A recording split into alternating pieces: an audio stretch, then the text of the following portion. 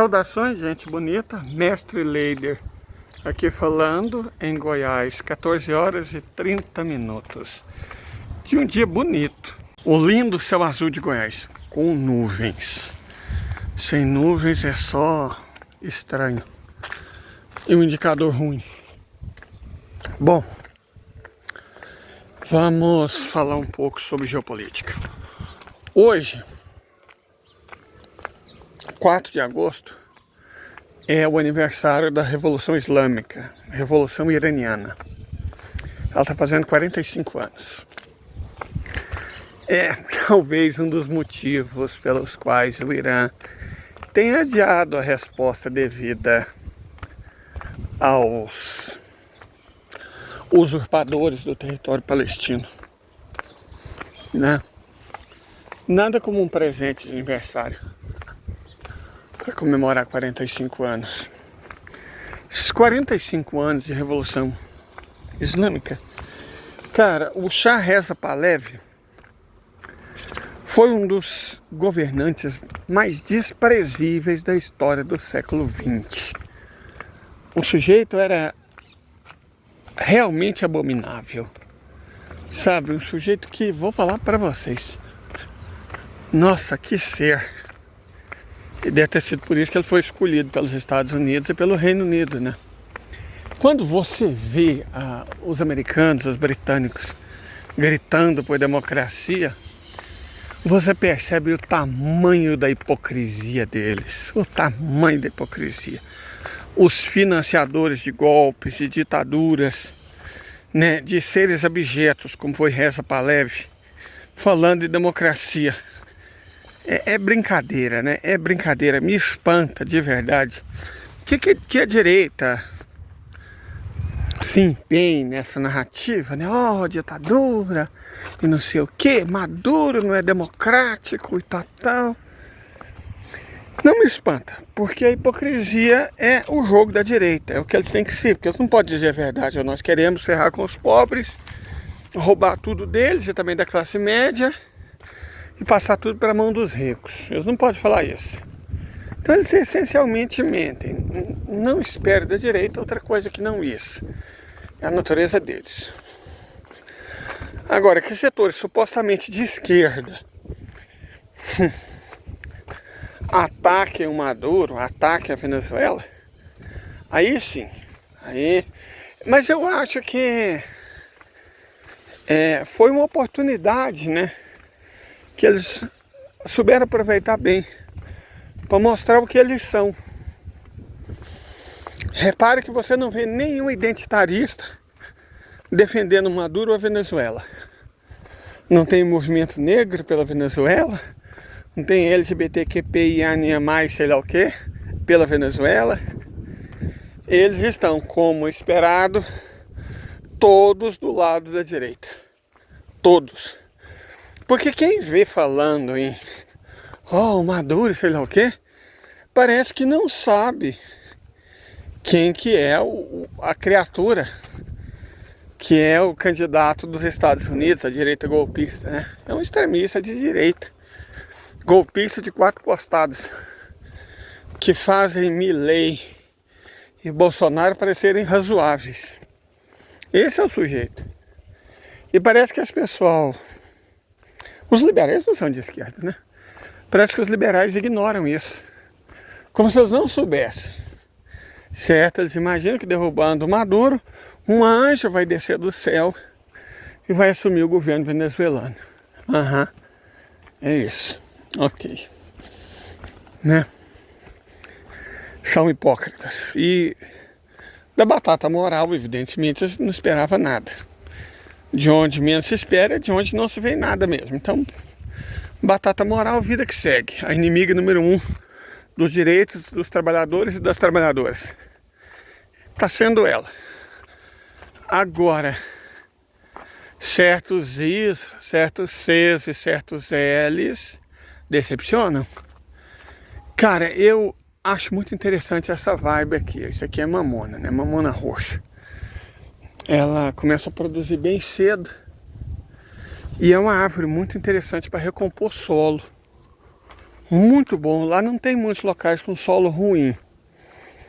O maior problema do sítio é a acidez, mas isso a gente corrige com calcário e gesso, né? Mas o solo lá é bom. Mas mesmo assim, nem que seja alguns pés, sempre é bom plantar no sistema agro-silvo-pastoril. Uns pés de mamona. A mamona é tóxica, é venenosa para o gado. Mas o gado não é burro, ele não come mamona. Então, um pezinho ou outro você pode plantar. Não vai fazer mal, não. Mas vamos voltar ao caso geopolítico, né? Iraniano. 45 anos da Revolução Iraniana. Havia um governante, né, eleito pelo povo democraticamente, Mossadegh, mas os Estados Unidos chegaram o Reino Unido, na verdade, né? Quando Mossadegh nacionalizou o petróleo, o Reino Unido declarou inimigo número 1 da, claro, democracia. E aí, com o apoio dos Estados Unidos, deram um golpe de Estado, acho que foi em 54, né? Durou 25 anos. 25 anos de inferno, vivido por todos os iranianos e por todas as iranianas. A gente vê imagens de mulheres andando de minissaia. E aí os liberais usam, gente, olha como era bonita a vida das mulheres iranianas antes da Revolução Islâmica, né? Como ela era bonita, como a vida era boa. Havia leite e mel. Só que vamos explicar algumas coisas aqui. Primeiro, essas imagens sempre são de Teherã, certo? Da capital. E se referem às jovens filhas da elite. A vida das mulheres, do modo geral, da larga maioria das mulheres, era um inferno na terra.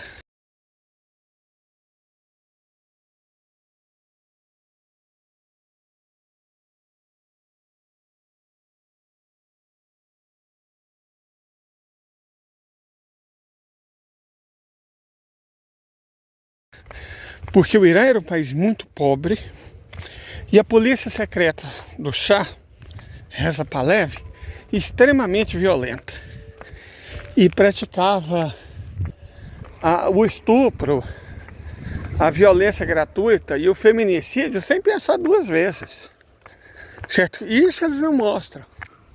A larga maioria das mulheres, na época dessas fotos de iranianas com minissaia, estava passando fome ou sob tortura. E isso nunca é mostrado, né? Isso convenientemente é colocado debaixo do tapete. Sempre que eu passo aqui, eu gosto de pegar uns tomatinhos.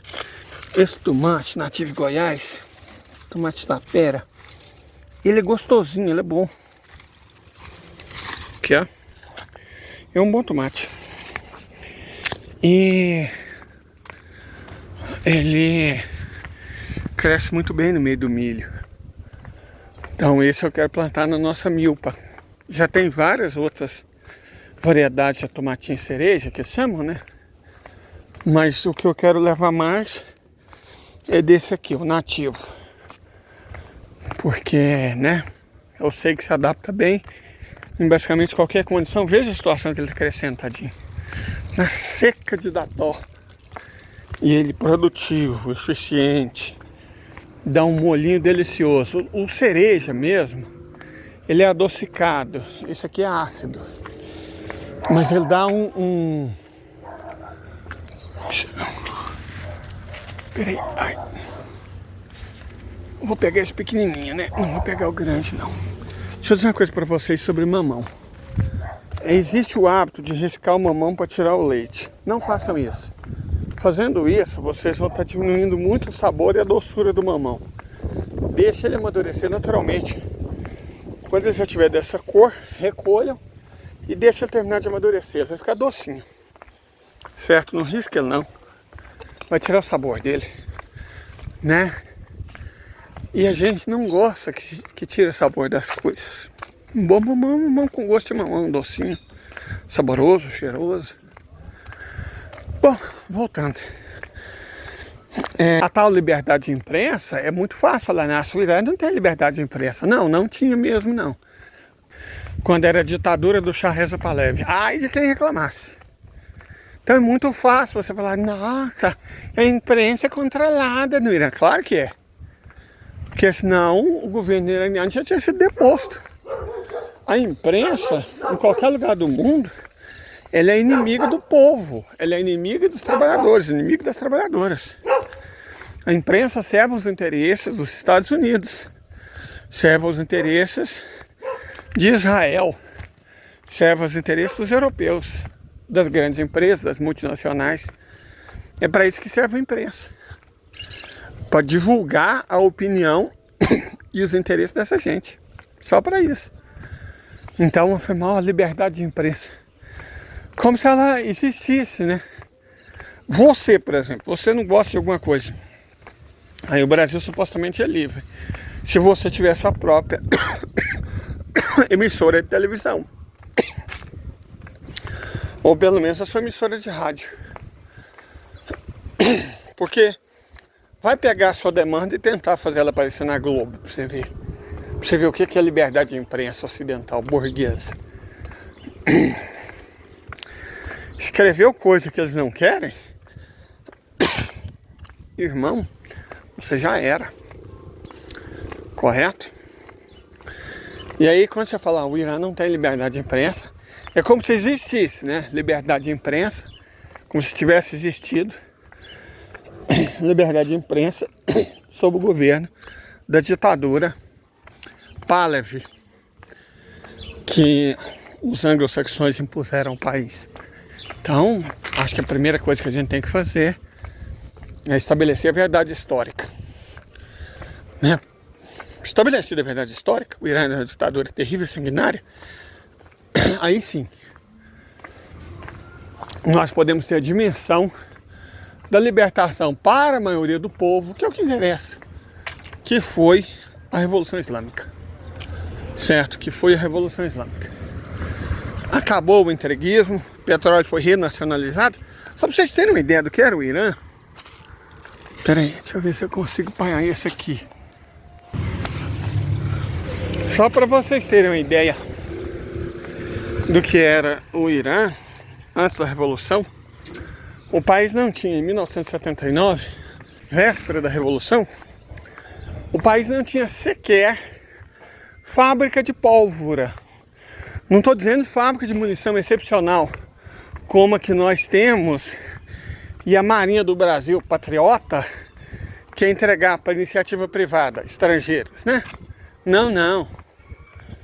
Estou falando de pólvora, só pólvora, não tinha fábrica de pólvora. O Irã não tinha fábrica de pólvora em 1979. O Irã não tinha nada. Era um país que sustentava uma cleptocracia corrupta até a medula, que era a monarquia iraniana, que vivia de maneira nababesca, sabe? Riquíssima. Às expensas da miséria da larga maioria da população. Isso era o Irã em 79. O processo revolucionário veio, e claro, no meio de todo o processo revolucionário, há ruídos, certo? Existem ruídos. Coisas não boas aconteceram, houve certas dificuldades de implantação, houve resistência por parte de elementos entreguistas que teve que ser combatida. E basicamente no mesmo ano, os Estados Unidos da América trataram de arrumar uma guerra de 10 anos que custou a vida de 1 milhão de persas. A guerra entre Irã e Iraque. O Iraque, capitaneado por Saddam Hussein, foi usado como puppet dos Estados Unidos para travar a guerra com o Irã. Mais ou menos como a Ucrânia está sendo agora para travar a guerra contra a Rússia. Então, repito, restabelecer a verdade histórica é um imperativo. Deixa eu só passar aqui, porque a música está muito alta, eu tenho que evitar direito autoral.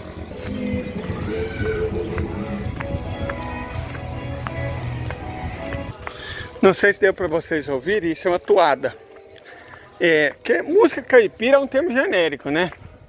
São vários ritmos: valsa, guarânia, toada, cateretê, são catira, são vários tipos de música dita como caipira, vários estilos.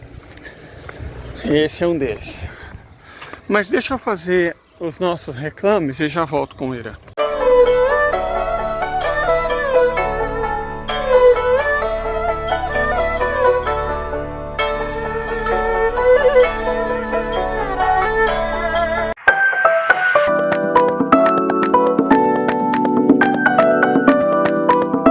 Muito bem.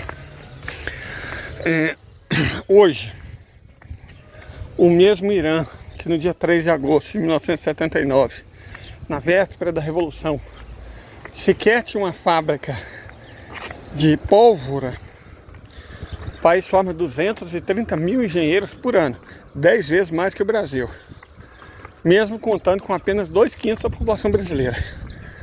Então, proporcionalmente, isso significa que o Irã forma 25 vezes mais engenheiros que o Brasil, o que explica as conquistas que o país teve.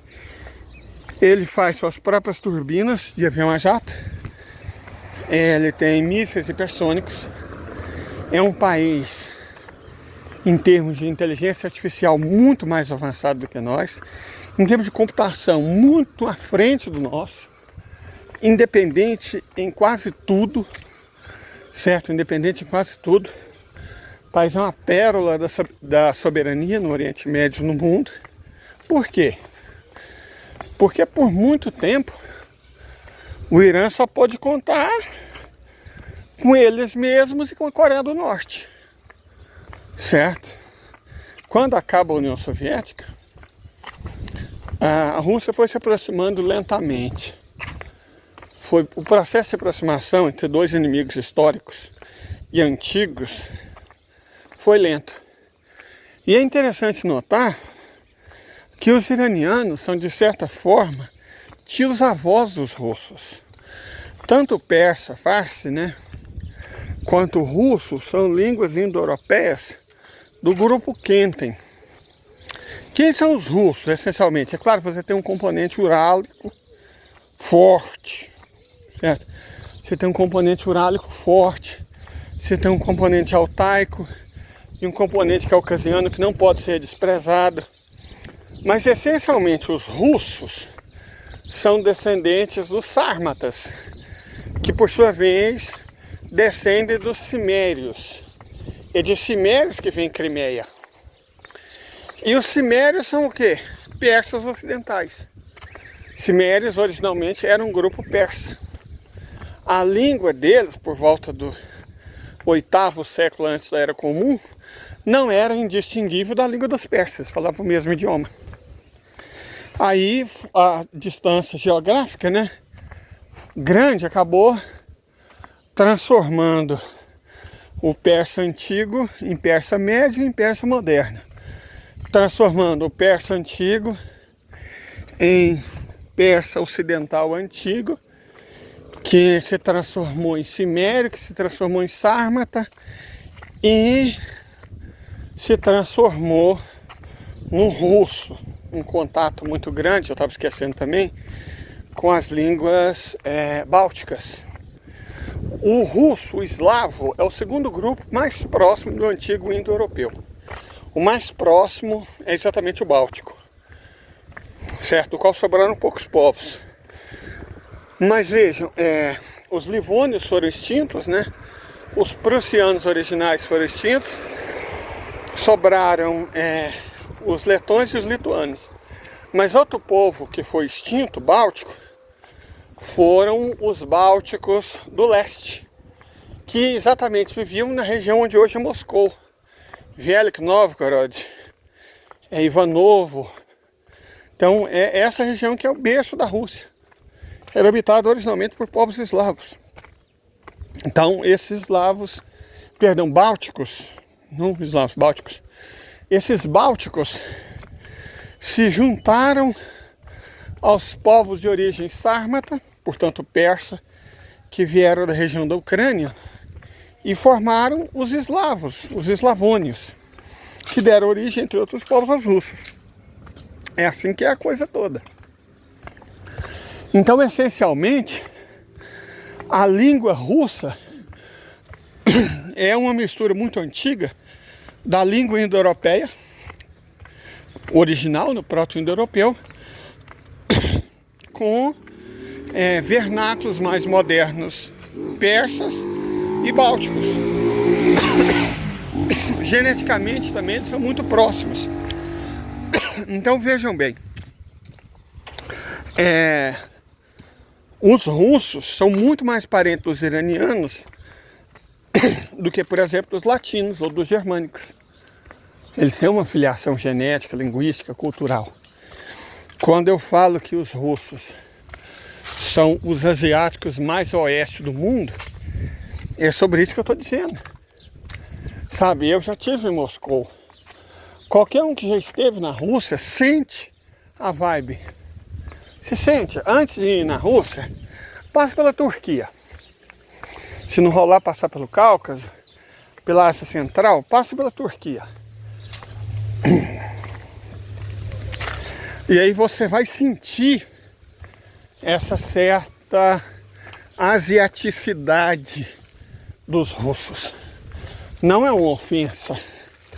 Não ser europeu, não ser ocidental, não é ofensivo. Na verdade, é um elogio. Observem vocês o que está acontecendo na Europa, no Reino Unido, nesse exato instante. Vou mostrar para vocês, né? Porque normalmente essas coisas a Globo não mostra, nós vamos mostrar nós mesmos.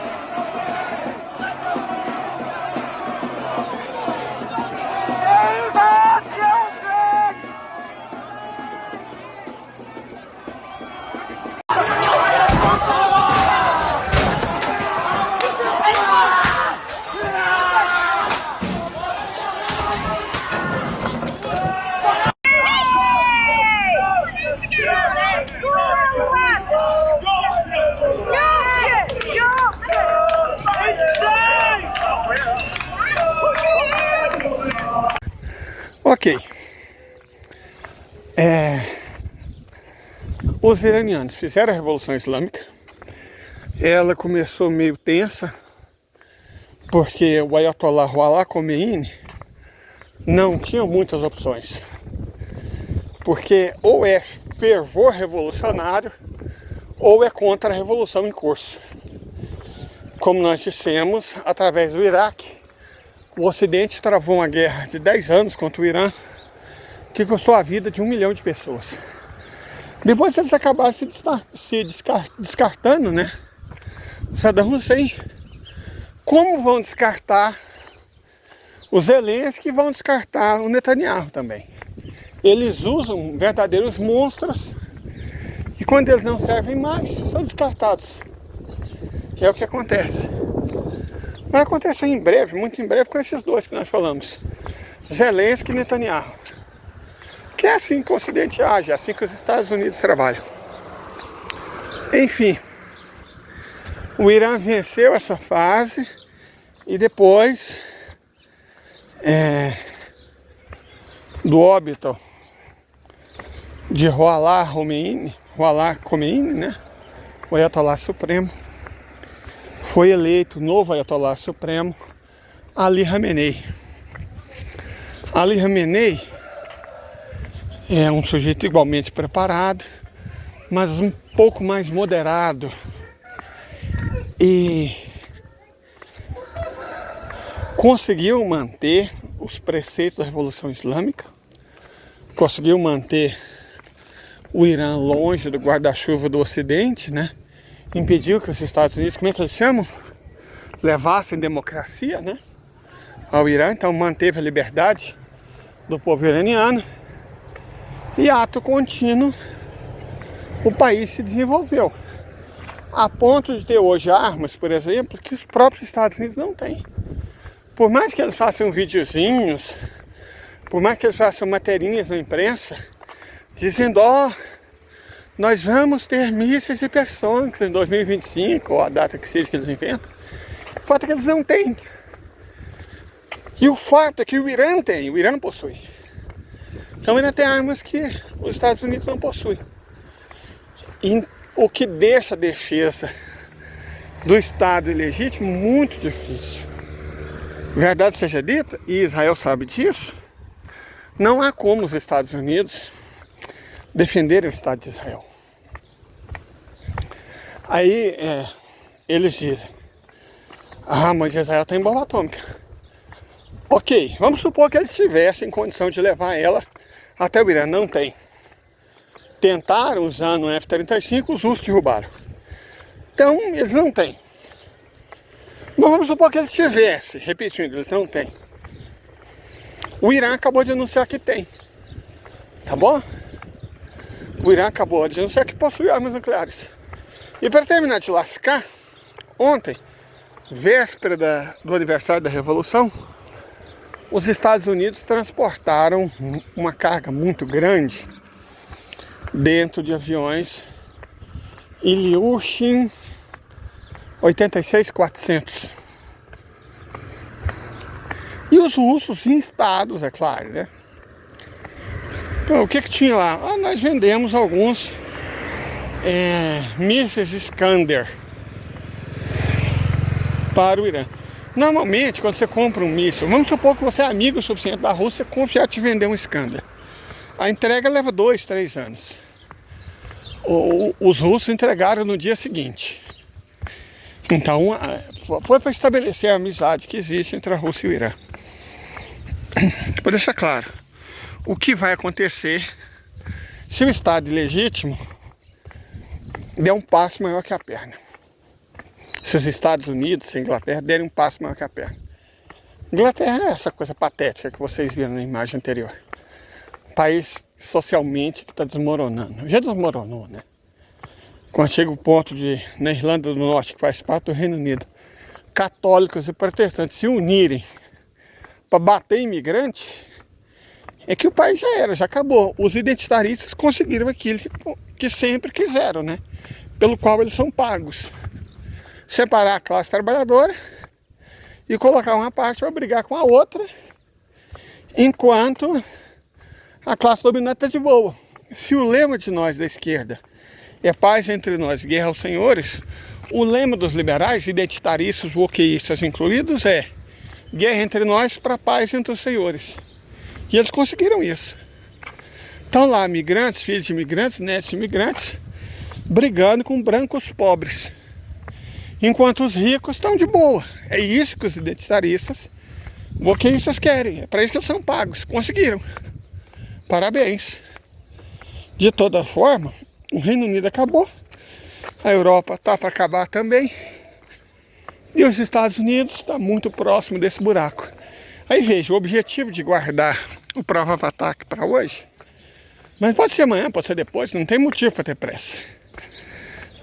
Mas um ataque hoje, de hoje para amanhã, seria interessante, do ponto de vista tático, porque vai fazer com que as bolsas dos Estados Unidos abram com extremo nervosismo, de modo a ampliar as terríveis perdas que eles tiveram na sexta-feira, para aumentar a sangria deles e para comemorar os 45 anos da Revolução Islâmica. Certo? Sobre isso. Tá muito seco. Eu vou tomar mais um banho. Tomar meu chá de folha de manga com mangá. Ligar o umidificador e me preparar para a live de hoje. Até daqui a pouco, se Deus quiser. Fiquem bem.